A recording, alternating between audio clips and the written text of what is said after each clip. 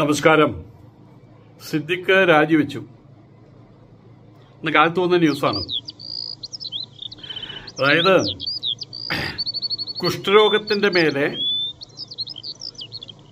ഒരു നുള്ള് കുട്ടിക്കൂറ പൗഡർ ഇട്ടു. നല്ല കാര്യമുണ്ടോ? വെടിപ്പുള്ള പുരയായിട്ട് മാറില്ല. വെടിപ്പുരയായിട്ട് തന്നെ നിൽക്കൂ. അതിന് യാതൊരു സംശയമില്ല.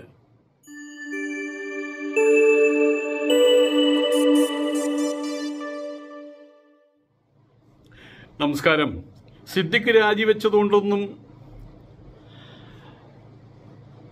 സിനിമാ രംഗത്തെ വൃത്തികേടുകൾ മുഴുവൻ മാറിപ്പോകുന്നില്ല. അതൊരു കാലാകാലങ്ങളായിട്ട് അതൊരു വെടിപ്പുരയായിട്ട് നിലനിൽക്കുകയാണ്. നമ്മൾ ഈ ചാനലുകൾ, അതുപോലെ സോഷ്യൽ മീഡിയകൾ, ഇതിനൊക്കെ ഒരു സ്വഭാവമുണ്ട്. കൊച്ചു കൊച്ചു സംഭവങ്ങളെല്ലാം ഊതി വീർപ്പിച്ച് പെരുപ്പിച്ച് കാണിക്കും. മാധ്യമങ്ങളുടെ സ്വഭാവം അതാണ്. പക്ഷേ ഇവിടുത്തെ സ്ഥിതി എന്താണെന്ന് വെച്ച് കഴിഞ്ഞാൽ അവർക്കിനി ഊതി വീർപ്പിക്കാനും ഒന്നുമില്ല. ഓലപ്പടകം പൊട്ടുമ്പോൾ ഗുണ്ട് പൊട്ടി എന്ന് പറയുന്നവരാണ് അവര്. പക്ഷെ ഇവിടെ സ്ഥിതി, ഹേമ കമ്മിറ്റി റിപ്പോർട്ട് വന്നതിന് ശേഷം ദിവസേന 2-3 ആനപ്പടക്കങ്ങളല്ല, ഗർഭാൽസി ഗുണ്ടുകളാണ് പൊട്ടിക്കൊണ്ടിരിക്കുന്നത്. ആയതുകൊണ്ട് തന്നെ പെരുപ്പിച്ചൊന്നും കാണിക്കേണ്ട ആവശ്യമില്ല. ഉള്ള കാര്യങ്ങൾ തന്നെ പറഞ്ഞാൽ ചെവി പൊത്തിരിക്കേണ്ട ഗതികേടാ. ഇന്നലെ പൊട്ടിയ 2 ഗുണ്ടുകളാണ്, ഇപ്പൊ 2 ദിവസമായിട്ട് പൊട്ടിയ 2 വലിയ ഗുണ്ടുകളാണ്. രഞ്ജിത്ത് ഗുണ്ട്, സിദ്ദിഖ് ഗുണ്ട്. ഇതിൽ സിദ്ദിഖ് ഇപ്പൊ രാജിവെച്ചിരിക്കുകയാണ്. ഇനിയിപ്പം ഇന്നത്തോടു കൂടിയിട്ട് അയാളുടെ പേരെന്താണ്, രഞ്ജിത്തും രാജിവെക്കും. പക്ഷെ അതുകൊണ്ട് ഈ സിനിമാ രംഗത്തെ പ്രശ്നങ്ങൾ അത് വിസർജ്യത്തിന്റെ മേലെ കുറച്ച് പൂക്കൾ ഇടുന്ന പോലെയുള്ളൂ. ആ പൂക്കള് വാടിക്കഴിഞ്ഞാൽ വീണ്ടും ആ വിസർജ്യത്തിന്റെ നാറ്റം അത് പുറത്തേക്ക് വരിക തന്നെ ചെയ്യും. നടികൾ പലരും, ഇതുവരെ പേര് പോലും കേട്ടിട്ടില്ലാത്ത നടികൾ ഇപ്പൊ സൂപ്പർ സ്റ്റാറുകളായിട്ട് മാറിയിരിക്കുകയാണ്. അവരെല്ലാവരും തങ്ങളുടെ പീഡാനുഭവങ്ങളുമായിട്ട് അവര് രംഗത്ത് വന്നിട്ടുണ്ട്. ഇവിടെ ഇപ്പൊ കണ്ടുവരുന്ന ഒരു കാര്യം, സിനിമാ രംഗത്ത് ഇപ്പൊ വാദികള്, പ്രതികള്, അങ്ങനെ 2 പക്ഷം ഇല്ലാതായി മാറിയിരിക്കുകയാണ്. എല്ലാവരും പ്രതികളാണ്, എല്ലാവരും വാദികളാണ്, എല്ലാവരുടെ കയ്യിലുണ്ട് ഒരു വെടിക്കുള്ള ഗുണ്ട്. അതാണ് സ്ഥിതി. സർവരും ഇരകളാണ്. കൂടുതൽ ചിന്തിക്കുമ്പോൾ സർവരും വേട്ടക്കാരാണ്. അങ്ങോട്ടും ഇങ്ങോട്ടും കല്ലെടുത്തെറിഞ്ഞുകൊണ്ടിരിക്കുകയാണ്. ഇയാളെ പിടിച്ചാൽ അതിന് കാരണക്കാരൻ ഇവനാണെങ്കിൽ ഇവന്റെ കുളു അയാൾ പൊട്ടിക്കും. ഇതാണ് ഇപ്പോൾ അവിടെ കണ്ടുവരുന്നത്.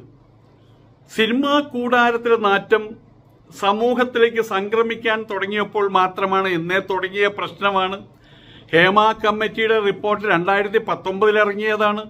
2017 ഒരു മഹാസംഭവം, ഒരു നടിയെ, ഒരു പെൺകുട്ടിയെ പിടിച്ചു വലിച്ച് ഓട്ടോറിക്ഷയിലോ മറ്റോ വെച്ച് ബലാത്കാരം ചെയ്ത് അഭിഷേകം നടത്തിയതാണ്. ആ കേസ് എവിടെ എത്തിയിട്ടില്ല, വർഷം 8 ആയി. അത് നമ്മുടെ നിയമ സംവിധാനത്തിന്റെ ഒരു ദോഷമാണ്. ഏതായാലും ഇപ്പം ഗതിക്ക് അന്തരമില്ലാതെ വന്നപ്പോ മന്ത്രിമാരും സർക്കാരൊക്കെ വാളും പരിചയമായിട്ട് രംഗത്ത് എത്തിയിട്ടുണ്ട്. സാംസ്കാരിക മന്ത്രി നമ്മുടെ സുകുമാർ അഴീക്കോട് സാർ ജീവിച്ചിരുന്നുണ്ടെങ്കിൽ സാംസ്കാരിക മന്ത്രി എന്ന് 16 രൂപത്തിൽ ഉച്ചരിച്ചേനെ. ഏതായാലും സാംസ്കാരിക മന്ത്രി സജി ചെറിയാൻ അയാൾ പറഞ്ഞു, പരാതി തരൂ, നിങ്ങള് പരാതി തന്നാൽ കേസെടുക്കാം. പരാതി എന്തിനാ നിസ്സാര കാര്യത്തിന്? അയാൾ എന്റെ മൂക്കത്ത് തോണ്ടി, അല്ലെ എന്നെ അവിടെ പിടിച്ചു, അല്ലെ എന്നെ ഇവിടെ പിടിച്ചു, അയാൾ എന്നെ ഉമ്മ കുത്തി. ഇതിന് സർക്കാരിന് എന്തിനാ പരാതി കൊടുക്കുന്നത്? അടുത്ത പോലീസ് സ്റ്റേഷനിൽ പരാതി കൊടുത്താൽ പോലെ. പരാതി തരൂ. ഇയാൾക്ക് എന്താ കണ്ണും ചെവിയും അങ്ങനത്തെ കാര്യങ്ങളൊന്നുമില്ലേ?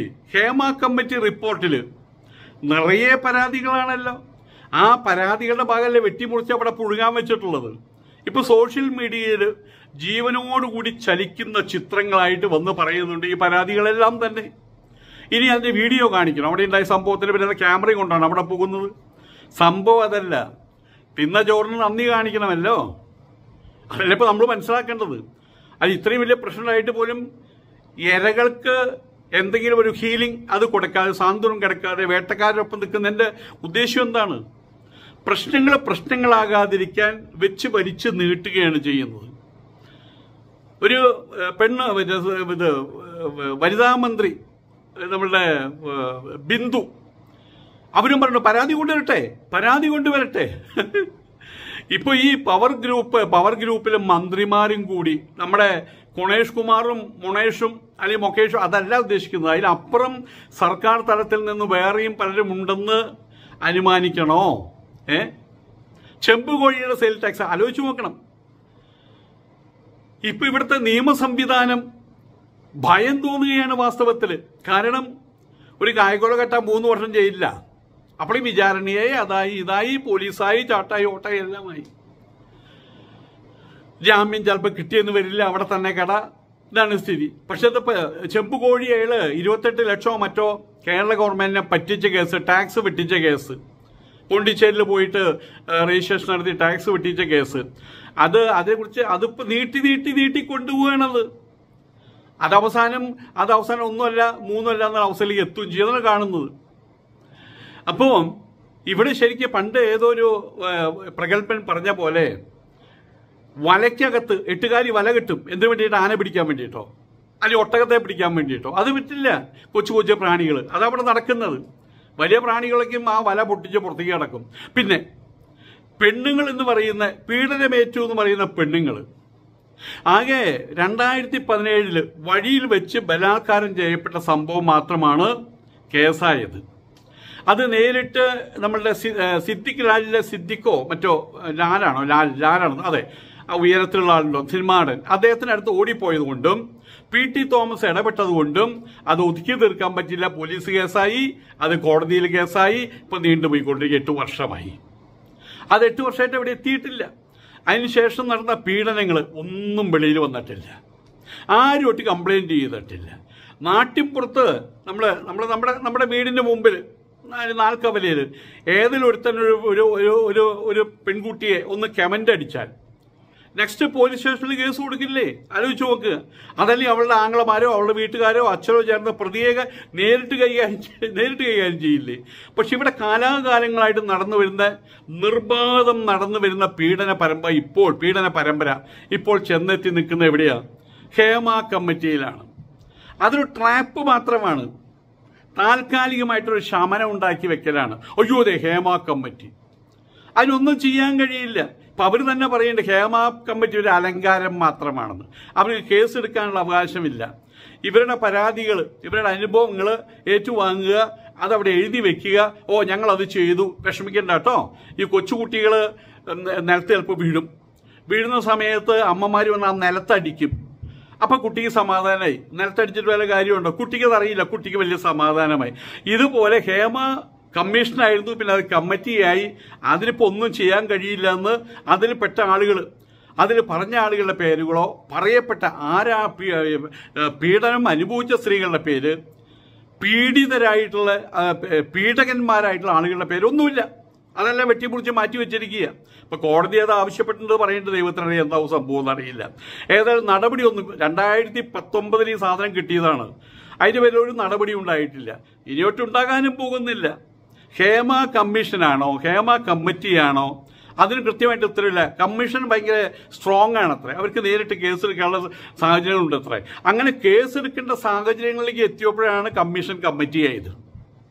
അപ്പോൾ പിന്നെ അവർക്ക് യാതൊരു വിധത്തിലുള്ള ബലവുമില്ലാത്തൊരു സാഹചര്യം. ആരാ ചെയ്തത് ആരാ ചെയ്യാനുള്ളത്? സർക്കാർ.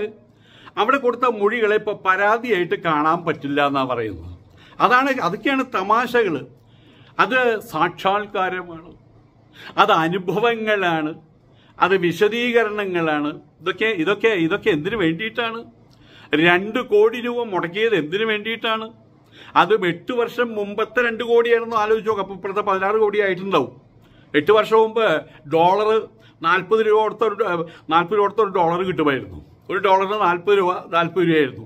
ഇപ്പം അത് 83 ആയിട്ടുണ്ട്. അപ്പോൾ ഈ 8 വർഷം മുമ്പത്തെ 2 കോടി ശരിക്കും പറഞ്ഞാൽ 4 കോടി 5 കോടി ആയിട്ടുണ്ടാവും വാസ്തവത്തിൽ. ഇങ്ങനൊരു ഹേമ കമ്മീഷൻ റിപ്പോർട്ട് എന്തിനാ കൊണ്ടുവന്നത്? പുണ്യാഹം തെളിക്കാൻ വേണ്ടി കേട്ടോ. അടിച്ചു വാരി കഴുകി വൃത്തിയാക്കിയിട്ടല്ലേ പുണ്യാഹം തെളിക്കേണ്ടത്? ഇതിപ്പോ വിസർജ്യത്തിന് മേലെ ഒരു പൂമുടൽ ചടങ്ങ് നടത്തുന്ന പരിപാടിയല്ലേ ചെയ്തത്? അതുകൊണ്ട് പ്രശ്നം അവസാനിക്കുന്നുണ്ടോ? ഇവിടെ ഇംഗ്ലീഷിൽ ചൊല്ലുന്നുണ്ട്, sweep everything under the carpet. ഇപ്പോഴും ചവിട്ടിക്ക് അടിയിലെ കാര്യങ്ങൾ കിടക്കുന്നത്. പാമ്പ് കോബ്ര മൂർഖം പാമ്പ് പുറത്തേക്ക് പോയിട്ടില്ല. ഇവരാ റൂമിൽ മുഴുവൻ തപ്പി അവിടെ കോലിട്ട് കുത്തി ഇവിടെ കോലിട്ട് കുത്തി. പക്ഷേ ചവിട്ടിയെ വീണ്ടും ഉമ്മർത്തുള്ള ചവിട്ടിയുടെ അടിയിൽ കോബ്ര കെടുക്കുകയാണ്. എപ്പോഴും മൂർഖം പാമ്പ് കെടുക്കുകയാണ്. ഇവിടെ മറ്റൊരു കാര്യം കൂടി നമ്മൾ മനസ്സിലാക്കേണ്ടതുണ്ട്. അമ്മയെ ഭയപ്പെടുന്ന സർക്കാർ, അമ്മയുടെ നേതൃസ്ഥാനത്തെ ഭയപ്പെടുന്ന സർക്കാർ, മോഹൻലാലിനെ ഭയപ്പെടുന്ന സർക്കാർ, രഞ്ജിത്തിനെ ഭയപ്പെടുന്ന സർക്കാർ, സിദ്ദിഖിനെ ഭയപ്പെടുന്ന സർക്കാർ. എന്താ ഈ പവർ ഗ്രൂപ്പിലെന്നല്ല, ഇവരും ഈ രക്തത്തിൽ പങ്കാളികളാണോ? ഇനി കുറച്ച് കഴിയുന്ന സമയത്ത് സിനിമാടന്മാരുടെ പേര് മാത്രമല്ല ചിലപ്പോൾ പുറത്തേക്ക് വരിക, അതിലപ്പുറമുള്ള പേരുകൾ പുറത്തു വരുന്ന തോന്നുന്നു. അതുകൊണ്ടാണ് ഈ അമ്മ എന്ന സംഘടന ഭയപ്പെടുന്നത്.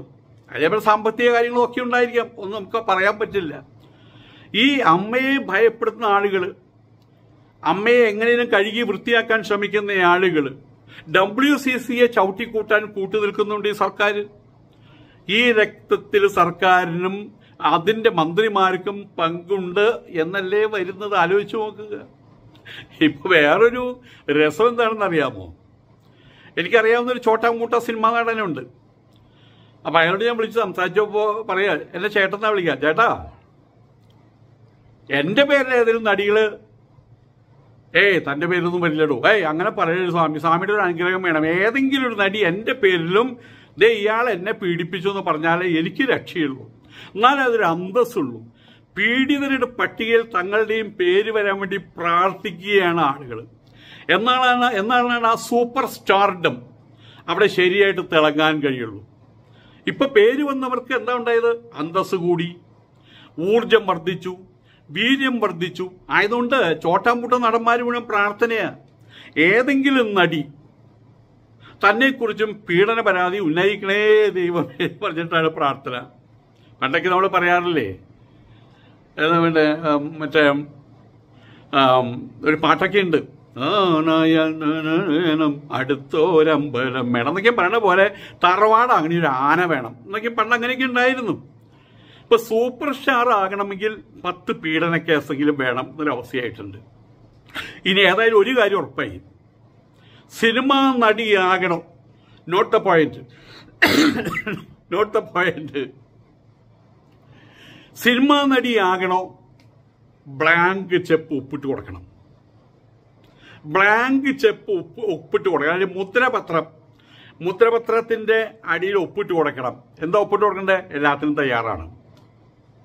ഐ ആം റെഡി ടു, പണ്ട് ശബരിമലയിലെ പ്രശ്നം പറഞ്ഞില്ലേ, we are ready to wait എന്ന് പറഞ്ഞ പോലെ I am ready to adjust, I am ready to adjust എന്ന് പറഞ്ഞിട്ട് ബ്ലാങ്ക് ചെക്ക് ഒപ്പിട്ട് കൊടുക്കുന്ന പോലെ ബ്ലാങ്ക് മുദ്രപത്രം ഒപ്പിട്ട് കൊടുക്കണം. ബ്ലാങ്ക് മുദ്രപത്രമല്ല പറഞ്ഞാൽ മതി, അതിന് തയ്യാറായിട്ട് ആയിരങ്ങൾ. ഇപ്പോ ഈ പ്രശ്നമായിട്ട് ബന്ധപ്പെട്ട നടികളുടെ കാര്യക്കും കഷ്ടമായി. ഇനി അവർ രംഗത്ത് വരാൻ പോകില്ല. ഇനി അവരെ സൂപ്പർ മാർക്കറ്റിൽ അവർ മറ്റേതെങ്കിലും കൊടുപ്പ് പരിപാടി വെച്ചാൽ എടുത്തു കൊടുപ്പ്, അതിനടുത്ത് അതിന് മിടുക്കുകയാണല്ലോ, അതിന് നിന്നാൽ മതി. പുതുതായിട്ടുള്ള ഈ ബ്ലാങ്ക് ചെക്ക് ഒപ്പിട്ട് കൊടുക്കാൻ തയ്യാറായിട്ടുള്ള പെൺകുട്ടികളുടെയും അവരുടെ അമ്മമാരുടെയും ക്യൂ വരി നീണ്ട് കെടുക്കുകയാണ് കേരളത്തിൽ. സെലക്ഷൻ, മൂക്കിന് നീളം എത്ര വേണം, ഇവിടെ കറുത്ത പുള്ളി വേണോ, പുരികം എങ്ങനെ ഇരിക്കണം, മുടി എങ്ങനെ ഇരിക്കണം, കാണാൻ എങ്ങനെ ഇരിക്കണം, ശബ്ദം എങ്ങനെ ഇരിക്കണം, സെലക്ട് ചെയ്യാൻ വേണ്ടി ആയിരക്കണക്കിന് ആൾക്കാരെ വരിയായിട്ട് നിൽക്കുന്നത്, എന്തിനും തയ്യാറായിട്ട് ഇവിടെ നിൽക്കുന്നത്. ചുരുക്കത്തിൽ പറഞ്ഞു കഴിഞ്ഞാൽ മലയാള സിനിമാ രംഗം ഇപ്പോഴെങ്ങനെയൊക്കെയാണോ, കുറച്ചു കാലമായിട്ട് ഇപ്പോഴെങ്ങനെയൊക്കെയാണോ അതുപോലെ തന്നെ തുടരും. ദാറ്റ് മീൻസ് വെടിപ്പുരയായിട്ട് തീരും. സിദ്ദിഖിന്റെ രാജി കൊണ്ടൊന്നും സിനിമാ രംഗത്ത് ഒരു മാറ്റവും വരാൻ പോകുന്നില്ല. മുമ്പ് പറഞ്ഞ പോലെ കുഷ്ഠം ബാധിച്ച ആളുടെ മേലെ കുഷ്ഠം മറച്ചു വെക്കാൻ വേണ്ടി ഒരു നുള്ളു കുട്ടിക്കൂറ പൗഡർ എടുത്തിട്ടാൽ എങ്ങനെയുണ്ടാകും? ആ അത്ര ഗുണമേ സിദ്ദിഖിന്റെ രാജി കൊണ്ട് നടക്കാൻ പോകുന്നുള്ളൂ. ഇനിയും കെടുക്കുകയാണ് അവിടെ ആനക്കൊണ്ടകള്. ആനക്കൊണ്ട എന്നല്ലേ ഏറ്റവും വലിയ പാമ്പിന്റെ പേര്. അതിപ്പോഴും അവിടെ കെടുക്കുകയാണ്, അവിടെ അതിൻ്റെ ഉള്ളിൽ കെടുക്കുകയാണ് അവിടെ ആനക്കൊമ്പന്മാര്. നമസ്കാരം.